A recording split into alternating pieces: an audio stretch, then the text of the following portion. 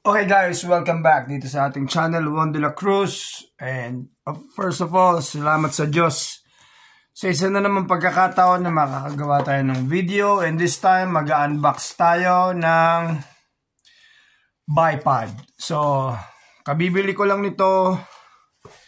This is a mid-10 quick release na bipod.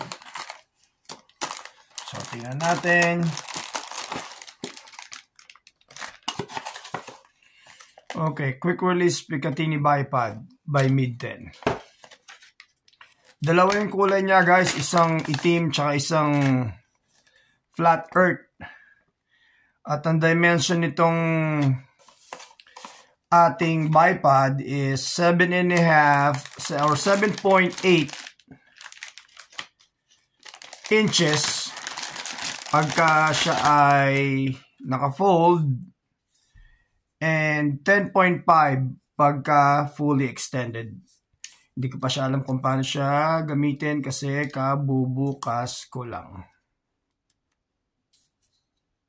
Meron siyang button dito sa side. Then pwede nyo siyang hilahin. Ayan. Siya ay 10.5 or 10.6 yung kanyang height. Tapos, meron siyang ditong knob na pwede nyo i-turn.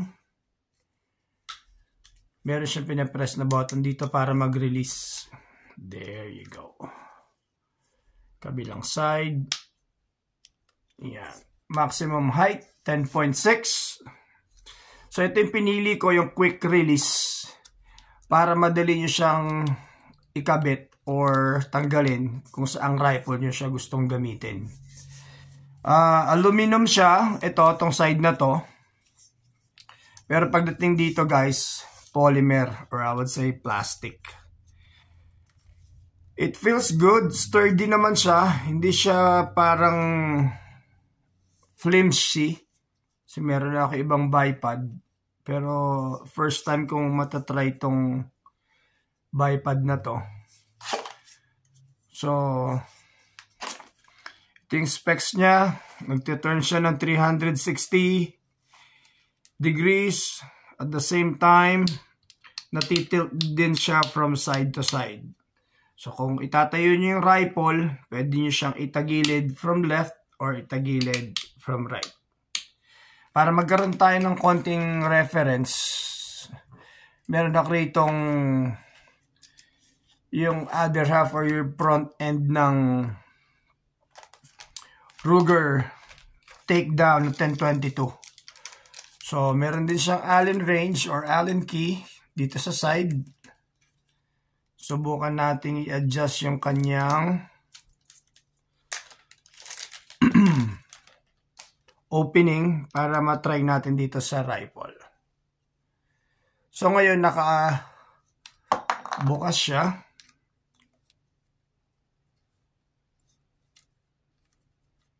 Yan. So, para makita lang natin, meron siyang rail. Lagyan lang natin siya dito. Oh.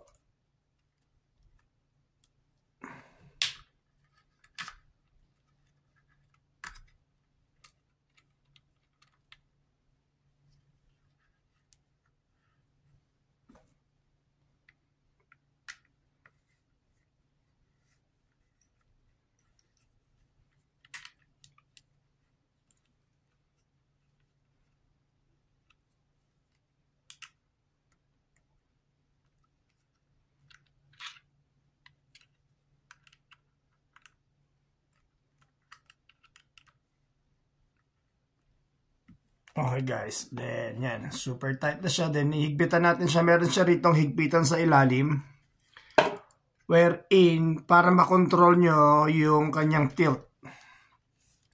So this time, hindi siya natitilt ng left and right kasi mahigpit siya dito sa ilalim.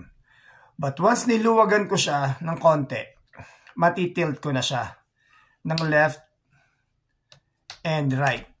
And from there, pwede nyo uli siyang higpitan. So, naka-steady uli siya na naka-sideways ng ganito. So, hindi nyo uli siya matitilt or magagalaw. So, pag niluwagan nyo siya uli, steady lang siya, gusto nyo, center lang. Higpitan nyo siya mabuti. There. Hindi na siya mag-move ng side to side. Just like what I said, nagustuhan ko ito kasi quick release, unless just hindi gusto ko siyang ilipat sa ibang rifle. Ganun lang kadali. So, tanggal na siya agad dito sa rail nung ating weapon or ating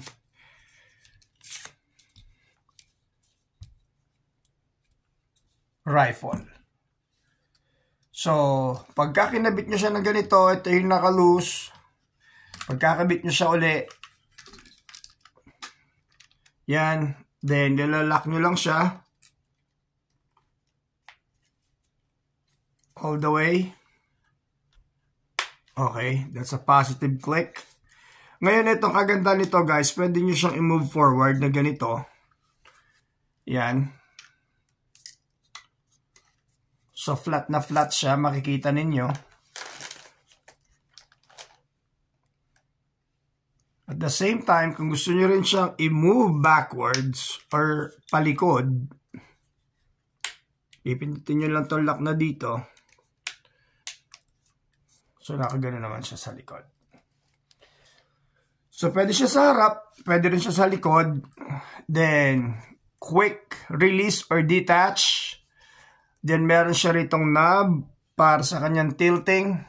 Very, very, I would say, nice. And you can always just like what I said, adjust sa desired height na gusto ninyo. That's the positive click right there.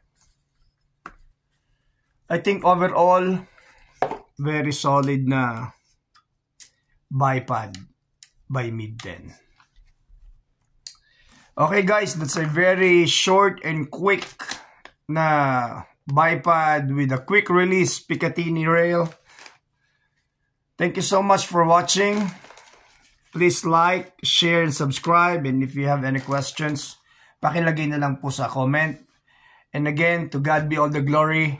Juan de la Cruz right here, signing off.